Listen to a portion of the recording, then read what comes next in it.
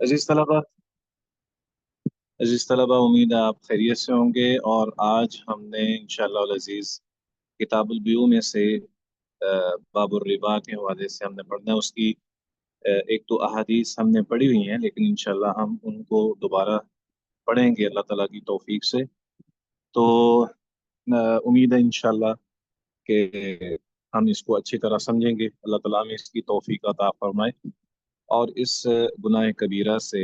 हमें महफूज फरमाए। यकीनी तौर पर ये हो गया इसकी कबीरा शादी कर दो, गुनाह है। मांगा ठीक है। और इसका जो इस कबीरा गुनाह का जो असरात हैं वो इतने ज़्यादा सख्त और शदीद हैं कि बाज़ औक़ात इन मुसलमान के ईमान जो है उसके बारे में भी बहुत ज़्यादा परेशानी लायक हो जाती है। जैसे सैयदना अबू हुरैरा रज़ी अल्लाह ताला अन्हु की रिवायत है कि 7 हलाक कर देने वाले गुनाहों से बचिए, तो उसमें रिबा का जिक्र भी है। इज्तनिबु सबील मूबिक़ात,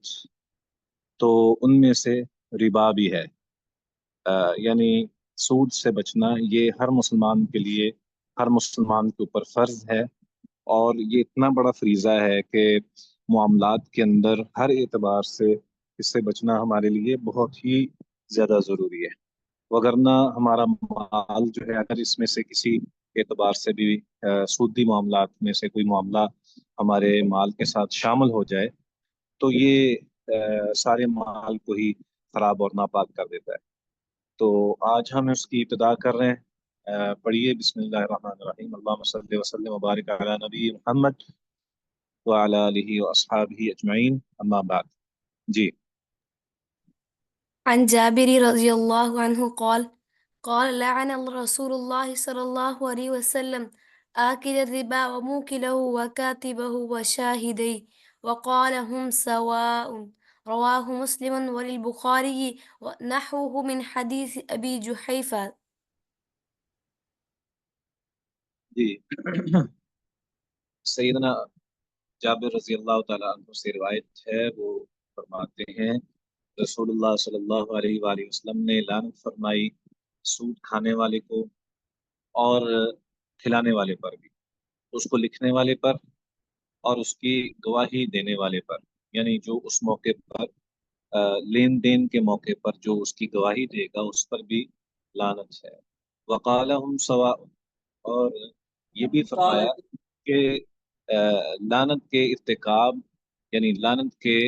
मुर्तकब होने की वजह से या सूद के मुर्तकब होने की वजह से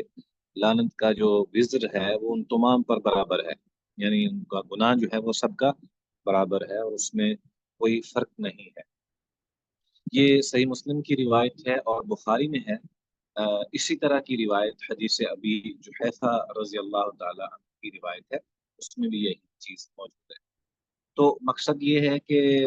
अ, इससे बहुत बड़ा एक हमारे लिए सबक है कि गुनाह जो होता है वो अगर कोई शख्स उसमें किसी भी मामले में मुआवनत करे तो वो उसके बराबर शरीक हो जाता है। यानी उसके गुनाह के मुताबिक जो है उसको वो, जो करने वाले को गुनाह है और जो उसका सबब बनने वाला है, तो वो सारे के सारे बराबर के शरीक हैं।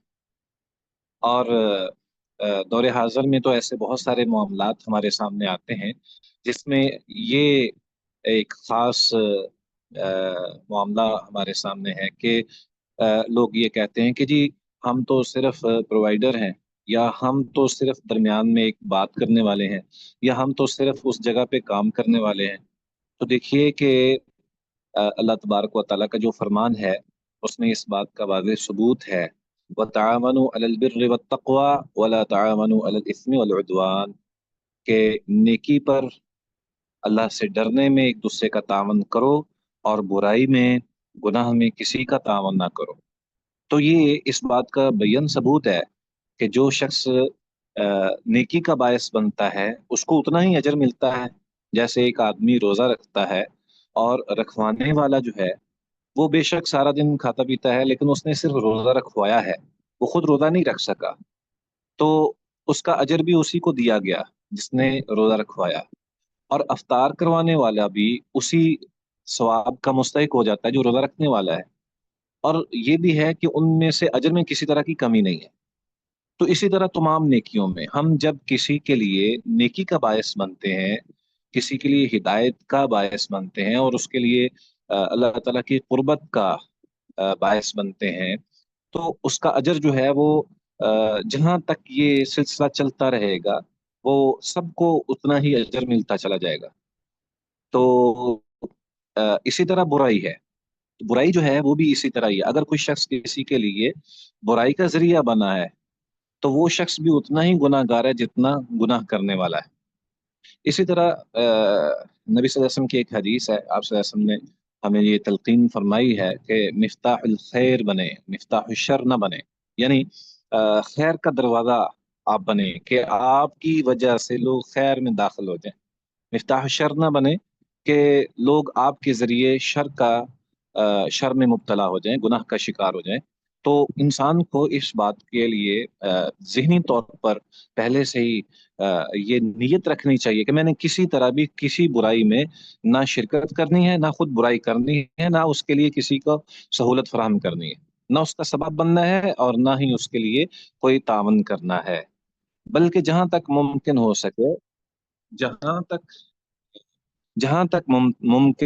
سکے انسان کو یہ چاہیے کہ وہ برائی کو روکنے والا ہو، برائی کو روکنے والا ہو، جیسا کہ نبی اکرم صلی اللہ علیہ وآلہ وسلم کی حدیث ہمارے سامنے ہے کہ اگر کوئی شخص برائی کر رہا ہے تو اس کو ہاتھ سے روکو، اگر نہیں تو پھر زبان سے، اور اگر زبان سے نہیں روک سکتے تو دل میں برا خیال کرو، اس کے بارے میں اس برائی کے سے نفرت کرو، وذالک اضعف الایمان، اور یہ کمزور ایمان کی نشانی ہے، یعنی اس کو چاہیے تھا کہ وہ زبان سے روکے۔ تو یہ درجہ بندی بھی ہے، یعنی بعض اوقات حکمران جو ہے اس کے لیے ضروری ہے کہ وہ سختی کرے، اسی طرح جو ذمہ داران ہیں ان کے لیے ضروری ہے کہ وہ برائی کو روکنے میں سختی کریں، اور کچھ لوگ جو ہیں وہ علماء کی صورت میں ہیں اور انہیں چاہیے کہ وہ اپنی زبان سے لوگوں کو بتائیں اور ہدایت کی طرف لے کر جائیں۔ اور جو بچے ہیں مثلا ایسے بچے یا ایسے لوگ جو کہ معاشرے کے اندر یہ کردار ادا نہیں کر سکتے کہ اپنی زبان سے بھی نہیں لوگوں کو روک سکتے، انہیں چاہیے کہ وہ برائی سے نفرت کریں اور اس کو برا خیال کریں۔ تو یہ بہرحال ایمان کی ایک نشانی ہے ضروری۔ جی اگلی حدیث پڑھیے۔ وعن عبد الله بن مسعود رضي الله تعالى عنه عن النبي صلى الله عليه وسلم قال: الربا 73 بابا أيسرها مثل أن ينكح الرجل أمه، وإن أربى الربا عرض الرجل المسلم. رواه ابن ماجه مختصرا والحاكم بتمامه وصححه. جی سیدنا عبداللہ بن مسعود رضی اللہ تعالی عنہ کی روایت ہے، وہ نبی صلی اللہ علیہ وآلہ وسلم سے بیان کرتے ہیں کہ آپ صلی اللہ علیہ وسلم نے ارشاد فرمایا: الربا 73 بابا، سود کے 73 دروازے ہیں، ایسرها مثل ان ينكح الرجل امه، اور سب سے کم تر سود جو ہے، یعنی جس کو ہم کہتے ہیں کہ یہ بھی تو خرید و فروخت ہی ہے، جیسے اللہ تعالیٰ کا فرمان ہے کہ لوگ یہ کہتے ہیں کہ خرید و فروخت تو سود جو ہے وہ خرید و فروخت ہی ہے۔ تو اس طرح کسی چیز کے بارے میں انسان جب یہ شبے کا شکار ہو جاتا ہے تو یاد رکھیے اگر اس کو یہ دعویٰ ہو جائے کہ یہ واقعی سود ہے تو اس کا گناہ اتنا زیادہ ہے جیسے کہ اپنی ماں کے ساتھ زنا کرنا۔ اب علم میں ہے کہ زنا کے یعنی گناہ جو ہے زنا کا اس کے بھی درجات ہیں، تو اس میں جیسا کہ نبی صلی اللہ علیہ وسلم کی ایک حدیث ہے کہ سب سے بڑا جو گناہ ہے وہ یہ ہے کہ انسان جو ہے وہ اپنے ہمسائے کے عزت کے ساتھ کھیلے، اسی طرح اس سے بھی بڑا یہ ہے کہ انسان اپنے عزیزوں میں سے کسی کے ساتھ یہ ظلم زیادتی کرے، اور اس میں سے پھر محرم رشتہ داروں کی اس سے بھی زیادہ قباحت اور وزر موجود ہے۔ تو ماں تو ایک وہ مقام ہے جو تقدس کا ایک پیمانہ ہے اور مقدس ترین رشتہ ہے، تو انسان کا وجود ہی اسے تو مقصد یہ ہے یہاں پہ ایسا ممکن نہیں ہوتا، لیکن یہ اس وزر کو یعنی اس گناہ کی شناعت جو ہے، یعنی اس کی نجاست اور نحوست کا ذکر کرنا یہ مطلوب اور مقصود ہے کہ نبی اکرم صلی اللہ علیہ وآلہ وسلم نے سود کی اتنی زیادہ نحوست بیان کی ہے جیسا کہ اس کو اس مثال کے ساتھ بیان کر دیا۔ اور فرمایا وَأَرْبَ الرِّبَا عِرْضُ الرَّجُلِ الْمُسْلِمِ، اور سب سے ہلکی قسم اور سود کی سب سے بڑی قسم کسی مسلمان کی عزت کے در پہ ہونا، ٹھیک ہے؟ تو اگر کوئی شخص یہ سمجھے کہ ہم لوگوں کی ہر وقت اپنی زبان کے ساتھ، اپنی کردار کے ساتھ لوگوں کی عزتوں کو پامال کرتے ہوئے ہمیں کوئی پوچھنے والا نہیں ہے، تو یہ ایک بہت بڑا گناہ ہے، اور شاید اس چیز کا اس کو احساس نہیں ہے کہ نبی اکرم صلی اللہ علیہ وآلہ وسلم نے اس کو سود کے ساتھ مشابہت دے دی ہے، کہ جو شخص اپنی زبان سے، اپنے ہاتھ سے، اپنے کردار سے کسی مسلمان کے درپے ہوتا ہے، درپے آزار ہوتا ہے، اس کو تکلیف پہنچاتا ہے اور اس کی عزت کے ساتھ کھیلتا ہے، تو یہ اتنا بڑا گناہ ہے، ٹھیک ہے جی۔ رواہ ابن ماجہ مختصراً والحاکم بتمامہ، حاکم نے اسے مکمل بیان کیا ہے اور اسے صحیح کہا ہے، وصححہ، اور اسے صحیح کہا ہے جی۔ وعن أبي سعيد الخدري رضي الله تعالى عنه أن النبي صلى الله عليه وسلم قال: لا تبيعوا الذهب بالذهب إلا مثلا بمثل، ولا تشفوا بعضها على بعض، ولا تبيعوا الورق بالورق إلا مثلا بمثل، ولا تشفوا بعضها على بعض، ولا تبيعوا منها غائبا بناجر. متفق عليه. یہاں پہ اس حدیث میں نبی اکرم صلی اللہ علیہ وآلہ وسلم نے ہمیں خرید و فروخت کا ایک یا تبادلے کا ایک پیمانہ اور انداز جو ہے، جو جائز طریقہ ہے، اس کا اظہار فرماتے ہوئے ہمیں تنبیہ فرمائی ہے کہ سود سے بچنے کے لیے ہمیں کیا کرنا چاہیے۔ سیدنا ابو سعید خدری رضی اللہ تعالیٰ عنہ کہتے ہیں کہ بلا شبہ رسول اللہ صلی اللہ علیہ وسلم نے ارشاد فرمایا: لا تبیع الذهب بالذهب، سونے کو نہ بیچو سونے کے ساتھ، الا مگر مثلا بمثل، برابر برابر، ولا تشفوا بعدها على بعض، اور ایک کو دوسرے پر زیادہ نہ کرو، یعنی یہ نہیں ہے کہ کمی بیشی جو ہے یہ جائز نہیں۔ ولا تبیع الورق بالورق، اور نہ تم چاندی کو چاندی کے بدلے میں بیچو، الا مثلا بمثل، مگر برابر برابر، ولا تشفوا بعدها على بعض، اور اس سے کمی بیشی کے ساتھ اس کا تبادلہ نہ کرو۔ ولا تبيعوا منها غائبا بناجز، اور یعنی حاضر کو ادھار کے بدلے میں نہ بیچو، نہ بیچو تم اس کو، یعنی اس چاندی کو یا سونے کو غائباً، جو ابھی موجود نہیں ہے، بناجز، حاضر کے ساتھ، یعنی جب آپ نے کسی وقت بھی سونے اور چاندی کا تبادلہ کرنا ہے، سونے کا سونے کے ساتھ تبادلہ کرنا ہے، تو آپ کے لیے لازم ہے کہ برابر برابر وزن ہو، اسی طرح چاندی کے حوالے سے بھی ہے۔ اور اگر آپ نے کرنا ہے تو یہ بھی بعض لوگ کہتے ہیں نا کہ ابھی تم نقد لے لو اور بعد میں زیادہ لے لینا، اس کی بھی ممانعت ہے کہ انسان جو ہے اگر کسی کو ضرورت ہے تو وہ اس کو اس موقع پر جو ہے وہ جتنا دے گا وہ بعد میں اتنا ہی لے گا، یہ نہیں ہے کہ بعد میں وہ زیادہ وصول کرے، تو یہ بہت زیادہ ضروری ہے۔ تو یہاں پہ اس حدیث میں در حقیقت سونے اور چاندی کا ذکر کرنے کا مطلب درہم و دینار کا ہے، درہم و دینار کا مقصود ہے، کیونکہ دور نبوی میں درہم و دینار ہی نقدی کی صورت میں استعمال ہوتے تھے، اور اشیاء کے تبادلے کے لیے جو، یا اجناس کے تبادلے کے لیے جو قیمت جو مقرر کی جاتی تھی یا قیمت لین دین کیا جاتا تھا، جس قیمت سے، وہ درہم و دینار تھے، درہم چاندی کو اور دینار سونے کو۔ تو اس اعتبار سے نبی صلی اللہ علیہ وآلہ وسلم نے اس دور میں اس کو بنیادی طور پر واضح کر دیا کہ اگر آپ نے سونے کا سونے کے ساتھ تبادلہ کرنا ہے تو برابر برابر ہوگا، اسی طرح چاندی کا چاندی کے ساتھ تبادلہ کرنا ہے تو برابر برابر ہوگا۔ تو آج کے دور میں بھی ایسا ہی ہے، آج کے دور میں بھی یہی ہمیں دیکھنا چاہیے۔ بعض اوقات ہم سونے کو تبدیل کرواتے ہیں، ڈیزائن چینج کرواتے ہوئے، یا کوئی اس طرح کے معاملات ہوتے ہیں ہر گھر میں ہوتے ہوئے، تو اس میں جو چیز آپ نے جتنی دی ہے نا اس کو واضح کیا جائے، اور اس میں جتنی اس میں ملاوٹ ہے، یعنی کیرٹ کا حساب جو ہے وہ بھی آپ کے سامنے ہونا چاہیے کہ یہ کتنے کیرٹ کا ہے، اور جتنے کیرٹ کا آپ نے دیا اتنے کیرٹ کا آپ نے وصول کرتے ہیں، اور اگر اس پہ کوئی اس نے ایکسٹرا کام کیا ہے، کوئی ایسی چیز بنائی ہے تو اس کی پیمنٹ جو ہے وہ الگ آپ مزدوری کی صورت میں کیجیے، تاکہ آپ کو یہ اندازہ ہو کہ ہم نے جو سونا دیا ہے وہ اتنا ہی آپ نے وصول کیا ہے، ٹھیک ہے جی؟ ہاں جی آگے بڑھیے۔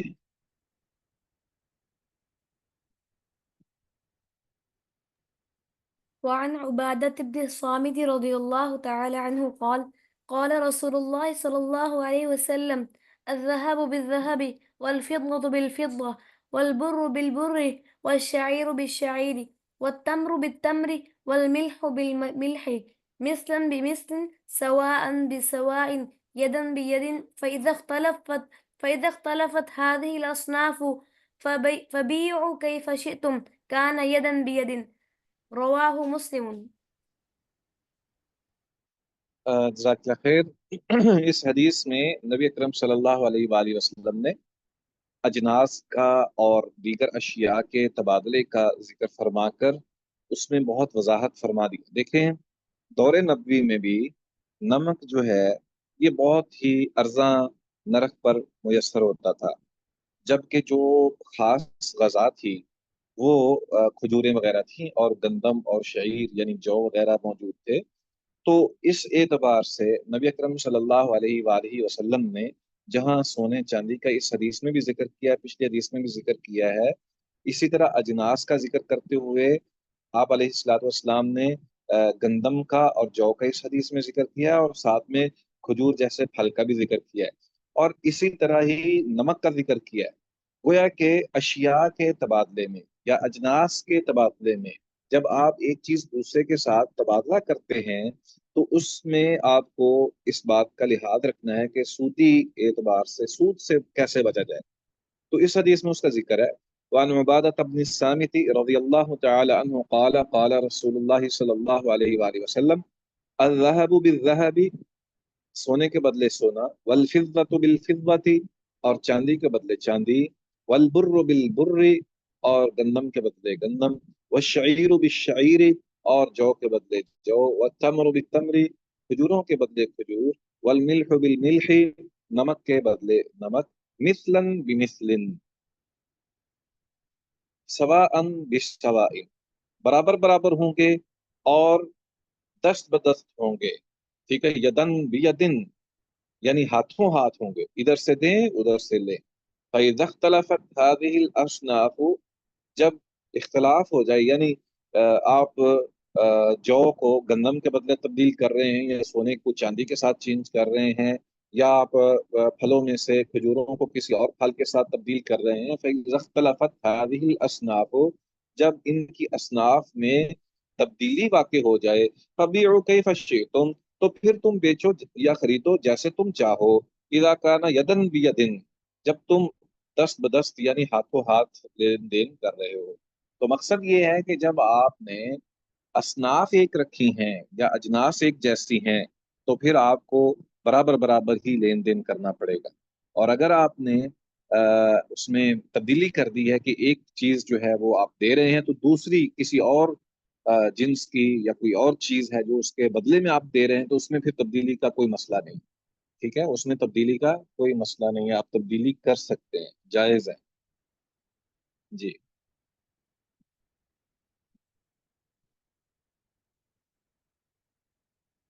آگے۔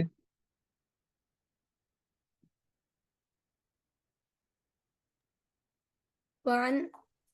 وعن أبي هريرة رضي الله تعالى عنه قال قال رسول الله صلى الله عليه وسلم الذهب بالذهب وزنا بوزن مثلا بمثل والفضة بالفضة وزنا بوزن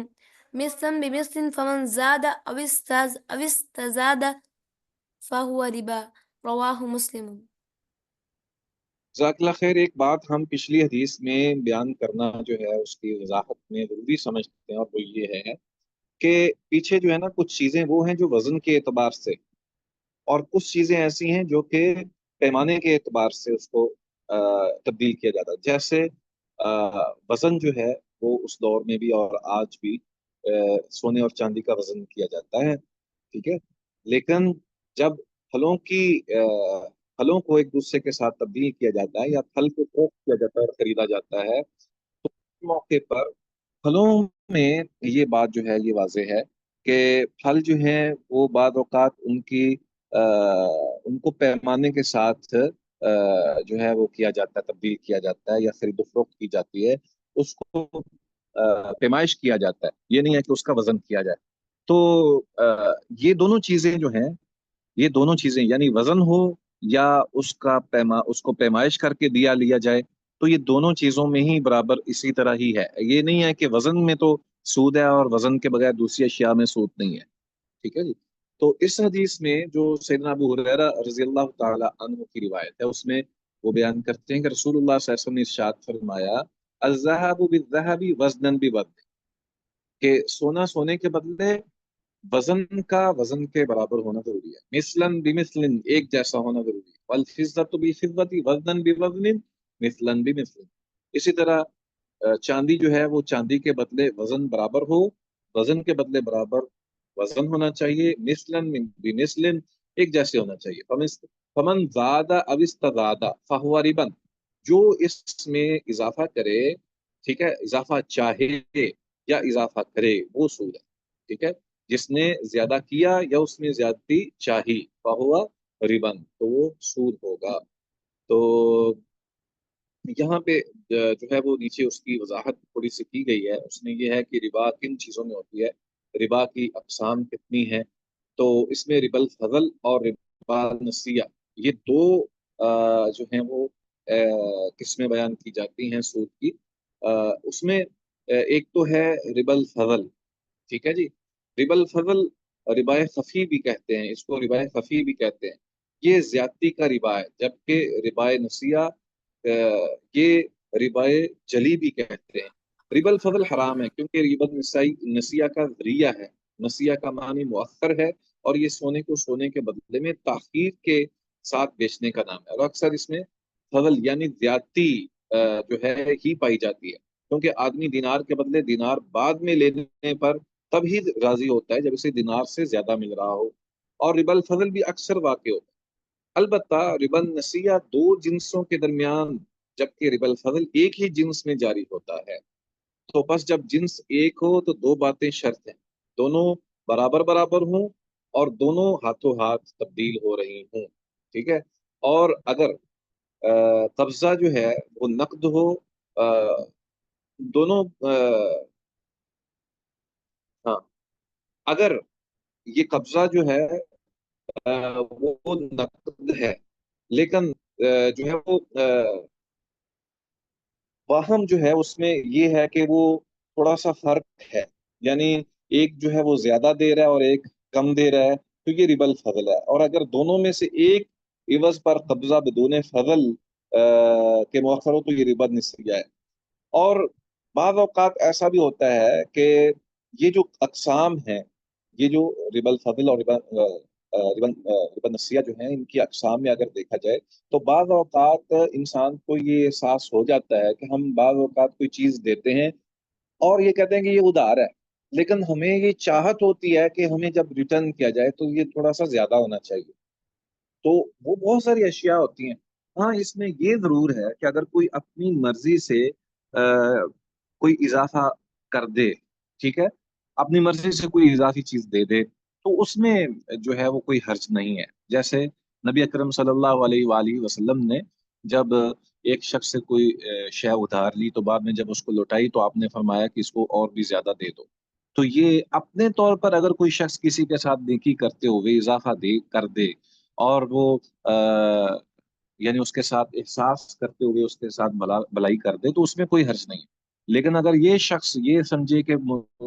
وہ پہلے سے ہی نیت کر کے بیٹھا ہو کہ یہ مجھے واپس بھی اچھی طرح جو ہے وہ لوٹائے گا، تو یہ بات درست نہیں۔ اسی طرح اگر کوئی شخص کسی کو اس نیت سے تحفہ دیتا ہے کہ وہ مجھے اچھا تحفہ دے گا، تو اگر اس کی نیت ہی ہے کہ مجھے اچھا تحفہ ملنا ہے تو یہ بھی اچھی بات نہیں ہے، اس میں بھی انسان کو بچنا چاہیے، جس حد تک انسان بچ سکتا ہے اس کو بچنا چاہیے۔ تو اس میں جو اہم ترین بات ہے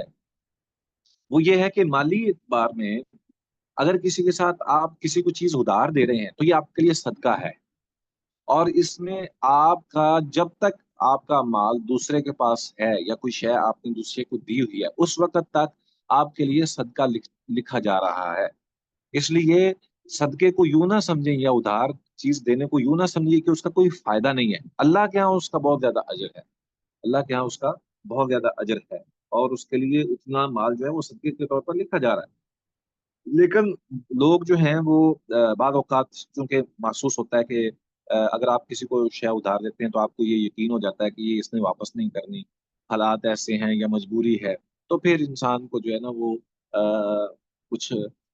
اس میں اگر ادھار نہیں دے سکتا تو کوئی حرج نہیں ہے، یا نہیں دینا چاہتا تو اس میں انسان کو خود اپنے آپ کو دیکھنا چاہیے، تاکہ وہ صدقہ جو ہے وہ کہیں ایسا نہ ہو کہ انسان کو اپنا نقصان ہی اس سے کر بیٹھے۔ ہاں جی۔ وعن أبي سعيد الخدري وعن أبي سعيد الخدري وأبي هريرة رضي الله تعالى عنهما أن رسول الله صلى الله عليه وسلم استعمل رجلا على خيبر فجاءه بتمر جنيب فقال رسول الله صلى الله عليه وسلم أكل تمر خيبر هكذا فقال لا والله يا رسول الله إنا لنأخذ الصاع من هذا بالصاعين والثلاثة فقال رسول الله صلى الله عليه وسلم لا تفعل بع الجمع بالدراهم ثم ابدع بالدراهم جنيبا وقال في الميزان مثل ذلك متفق عليه ولمسلم وكذلك الميزان۔ جزاک اللہ خیر۔ اب ایک اور صورتحال ہے ہمارے پیش نظر۔ نبی اکرم صلی اللہ علیہ وآلہ وسلم انسانی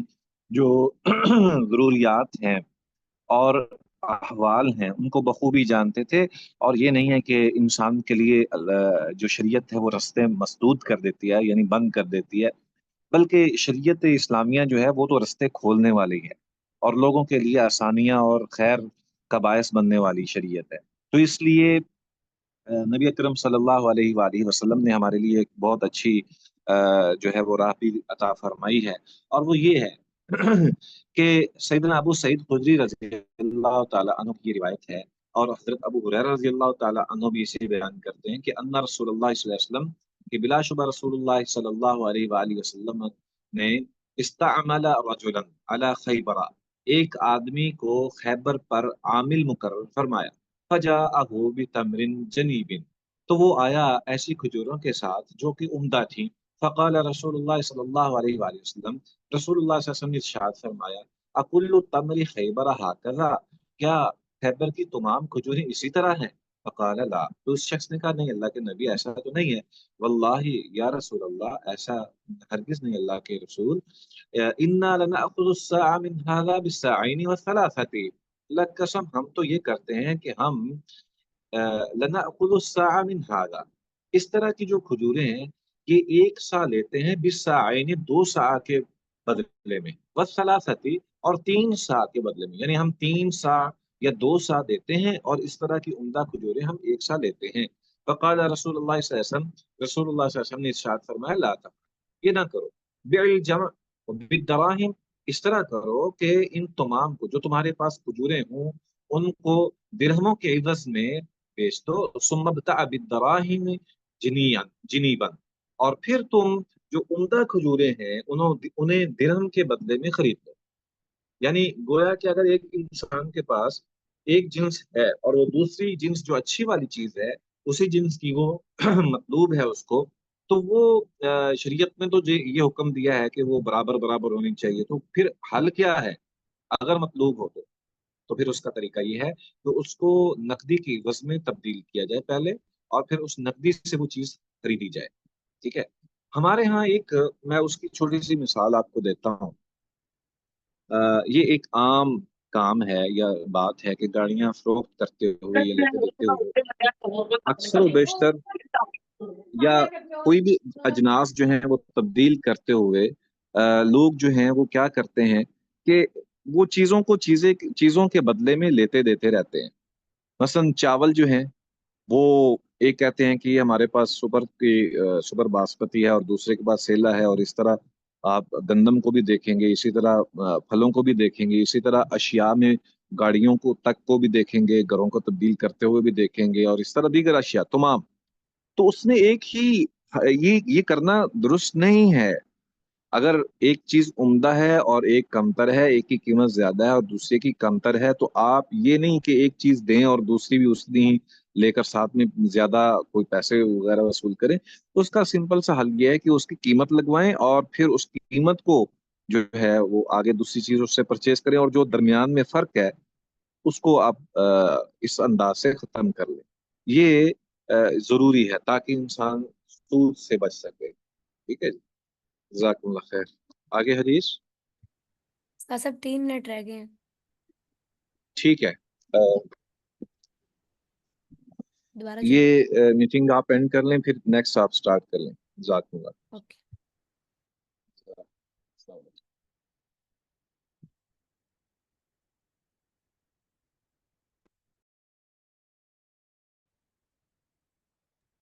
وعلیکم السلام ورحمۃ اللہ وبرکاتہ. جی بسم اللہ والصلاۃ والسلام علی رسول اللہ، اما بعد. پڑھیے.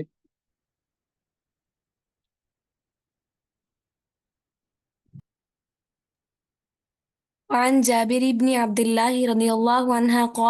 قال نهى رسول الله صلى الله عليه وسلم عن بيع الصبرة من التمر التي لا يعلم مكيلها بالكيل مسمى من التمر. رواه مسلم.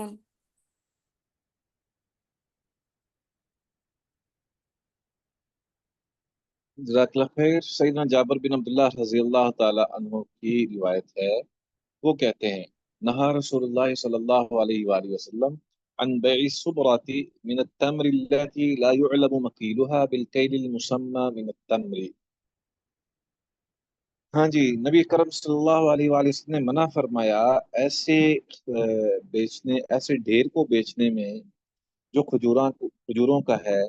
جس کا جس کے کیل کا معلوم نہیں ہے، یعنی اس کی پیمائش معلوم نہیں ہے، اس کھجوروں کے بدلے میں جس کا کیل معلوم ہے، یعنی اس کی پیمائش جو ہے وہ معلوم ہے. من التمری، کھجوروں سے. رواہ مسلم، اسے مسلم نے روایت کیا. مقصد یہ ہے کہ انسان کو تھوڑا سا اس حوالے سے بہت زیادہ دیکھ لینا چاہیے اہتمام کر کے کہ جب شریعت نے ایک بات کہہ دی نا کہ برابر برابر، تو وہ پھر برابر برابر اندازے کے ساتھ ہی نہیں، بلکہ اس کو حقیقی طور پر ہی برابر برابر سمجھنا چاہیے. بعض اوقات انسان جو ہے وہ کہہ دیتا ہے نا کہ بس یہ ڈھیر اور یہ ڈھیر ایک جیسا ہے، اور حالانکہ وہ حقیقی طور پر اس میں کچھ نہ کچھ فرق ہوتا ہے. تو یہ احتیاط انتہائی زیادہ ضروری ہے. کوئی زیادہ جو ہے وہ جلدی نہیں کرنی چاہیے اس معاملے میں، اور رزق حلال کے لیے پوری توقع کرنا ضروری ہے. بے شک وہ اس پہ تھوڑا سا ٹائم بھی لگتا ہے، ظاہر بات ہے کہ انسان جو ہے وہ اس پہ وقت صرف کرے گا اور اس کی پیمائش وغیرہ کرتے ہوئے اس کو ٹائم لگے گا اور محنت بھی کرے گا، لیکن یہ بہت ضروری ہے. تو نبی اکرم صلی اللہ علیہ وآلہ وسلم نے احتیاط کو ملحوظ رکھنے کا اس حدیث میں حکم فرمایا ہے کہ کوئی یہ نہ سمجھ بیٹھے اندازے کے ساتھ کہ یہ برابر برابر ہیں، بلکہ ان میں فرق ہے تو پھر اس کے مطابق خیال رکھنا ضروری ہے. جی.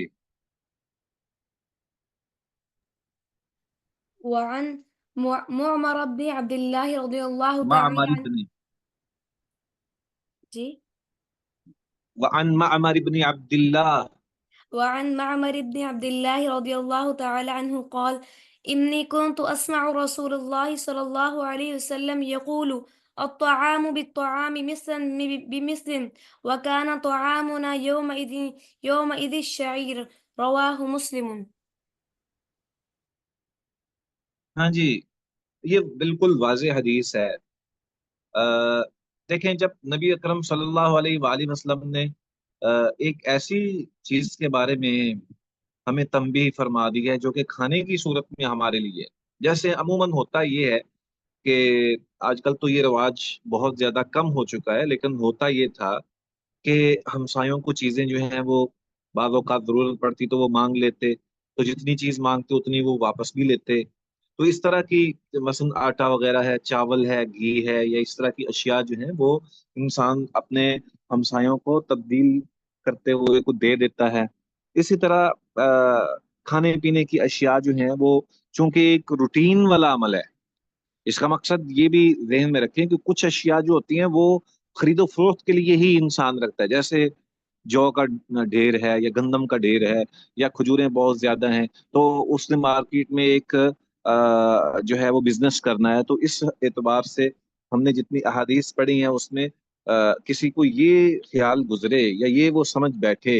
کہ صرف یہ بزنس میں ہی انسان کو جو ہے وہ اہتمام کرنا ہے، ضروری خیال رکھنا ہے، نہیں، بلکہ یہ جو معمولات زندگی کے اندر انسان ایک دوسرے کے ساتھ اشیاء کا تبادلہ کرتا ہے، اس میں بھی احتیاط کا دامن ضروری ہے کہ اس کو بہت زیادہ ملحوظ رکھے۔ ایسا نہیں ہے کہ انسان کھانے پینے کی اشیاء یہ سمجھ بیٹھے کہ جو ہے اس میں کوئی حرج نہیں ہے، اتنا دیا لیا اندازے کے ساتھ ہی، نہیں، اس میں بھی اگر آپ تبادلہ کر رہے ہیں کسی چیز کا تو اس کو بھی وزن اور کیل کے مطابق جو ہے وہ آپ نے تبدیل کرنا ہے۔ اچھا، ایک بات تو یہ ہے، دوسرا یہ ہے کہ آ، کھانے پینے کی اشیاء ویسے آپ دے سکتے ہیں کسی کو، یعنی آپ کسی کے ساتھ نیکی کر سکتے ہیں، احسان کر سکتے ہیں، آپ کسی کے ساتھ تعاون کر سکتے ہیں، اور وہ ایک الگ سے ایک معاملہ ہے، لیکن جب آپ نے تبادلہ کرنا ہے کہ برابر برابر ایک لین دین کے حوالے سے خرید و فروخت کی ضمن میں، تو اس میں برابری کا اہتمام کرنا یہ بہت زیادہ ضروری ہے۔ ٹھیک ہے جی، آگے چلیے۔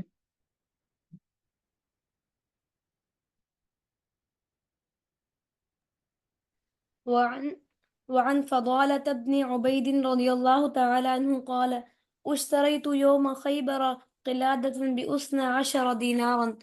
فيها ذهب وخرز، وفصلتها فوجدت فيها أكثر من 12 دينارا، فذكرت ذلك للنبي صلى الله عليه وسلم فقال: لا تباع حتى تفصل. رواه مسلم. دیکھیں، یہ بھی ایک خوبصورت حدیث ہے ہمارے لیے کہ بعض اوقات انسان جو ہے وہ جب کوئی چیز خریدتا ہے تو اس کا اہتمام اتنا زیادہ ضروری ہے کہ اگر آپ کے پاس ہڈن چیز ہے کوئی، یعنی آپ کو نظر نہیں آ رہی کوئی اس میں کوالٹی کے اعتبار سے یا کوئی تو اس میں بھی آپ کو جب تبدیلی آپ نے کرنی ہے کسی کے ساتھ تو پھر اس میں اہتمام کرنا ہے کہ آپ نے لحاظ رکھنا ہے برابری کا۔ اب ایک یہ حدیث جو ہے فضالہ بن عبید رضی اللہ تعالی عنہ کی ہے کہ وہ کہتے ہیں کہ اشتریت یوم خیبر قلادۃ، میں نے خریدا خیبر کے روز ایک ہار، باثنی عشر دینار، 12 دینار کا، فیہا ذہب و خرز، اس میں سونا بھی تھا اور نگینے بھی تھے، ففصلتها، جب میں نے اس ہار کو نوٹ کیا، یعنی اس کو میں نے الگ الگ کوشش کی کہ اس کو دیکھوں اور میں نے الگ کیا، فوجدت فیہا اکثر من 12 دینارا، تو چونکہ دینار سونے کا ہوتا ہے تو اس لیے وہ کہتے ہیں کہ میں نے نوٹ کیا، دیکھا تو اس میں 12 دینار سے زیادہ سونا ہے، فذکرت ذلک للنبی صلی اللہ علیہ وآلہ وسلم، میں نے یہ بات نبی صلی اللہ علیہ وسلم کی خدمت اقدس میں پیش کی، تو فقال، آپ صلی اللہ علیہ وسلم نے ارشاد فرمایا: لا تباع حتی تفصل، نہ اس کو بیچا جائے یا نہ اس کو خریدا جائے یہاں تک کہ اس کو الگ الگ کیا جائے، واضح کیا جائے، یہ پتہ ہونا چاہیے کہ اس میں کیا ہے، ہر ایک چیز جو ہے وہ الگ الگ ہے۔ دیکھیں، اس میں پتہ ہے کیا مسئلہ ہے، اس میں ایک اہتمام یہاں تک بھی ضروری ہے کہ صرف دینار ہی نہیں تھے بلکہ اس میں دیگر نگینے بھی تھے، تو کوئی شخص یہ کہہ سکتا ہے کہ میں نے شے بیچی ہے تو چیز کے بدلے میں چیز نہیں بلکہ اس کے اندر فلاں چیز بھی ہے تو وہ الگ ہے، تو نہیں، ایسا نہیں ہو سکتا۔ جب آپ نے کوئی چیز کسی کے ساتھ تبادلے کے طور پر پیش کی ہے تو اس میں وہی جنس، وہی چیز موجود ہے جو جس کے عوض میں آپ چیز تبدیل کر رہے ہیں، اور دیگر اشیاء بھی بے شک ہوں، تو اس تبدیلی والی جو اشیاء یعنی ایک جنس کی اشیاء جب وہاں پہ مل جائیں گی تو پھر آپ کو برابر برابر ہی اس کو تبدیل کرنا پڑے گا، یہ نہیں ہو سکتا کہ آپ وہاں پہ کمی اور بیشی کریں۔ یہ اس حدیث میں دیکھیں کہ ایک ہار ہے جس میں نگینے الگ ہیں اور دینار الگ ہیں۔ اب ہونا تو یہ چاہیے کہ جیسے ہم عام حالت میں جو ہے وہ سوچ ہماری ہوتی ہے وہ یہ ہوتی ہے کہ جی یہ 12 دینار تو نہیں ہے، 12 دینار کے ساتھ اور چیزیں بھی ہیں اس لیے یہ مکس چیز ہے، تو مکس کر کے کسی کو کوئی چیز دے رہے ہیں اور اس کے بدلے میں ہم اسی جنس میں سے یا اسی شے میں سے کوئی اور چیز جو ہے وہ آپ کے ساتھ تبادلے کے طور پر پیش کر رہے ہیں، تو تب بھی ہمیں احتیاط کرنی ہوگی، تب بھی ہمیں واضح کرنا ہوگا کہ اس میں کیا ہے، اور ہر چیز کو الگ الگ رکھنا ہوگا۔ اس موقع پر بھی یہی ہو سکتا ہے کہ آپ درہم و دینار کے عوض یعنی نقدی کی صورت میں کوئی چیز پرچیز کریں اور پھر اس کو نقدی کی صورت میں الگ جو ہے وہ بیچیں۔ تو یہ اس حدیث سے یہ بھی واضح حکم ہمارے سامنے آ گیا ہے۔ ٹھیک ہے جی، جزاکم اللہ خیر جی، آپ کا وقت ہو چکا ہے۔ کسی نے کوئی سوال وغیرہ پوچھنا ہے؟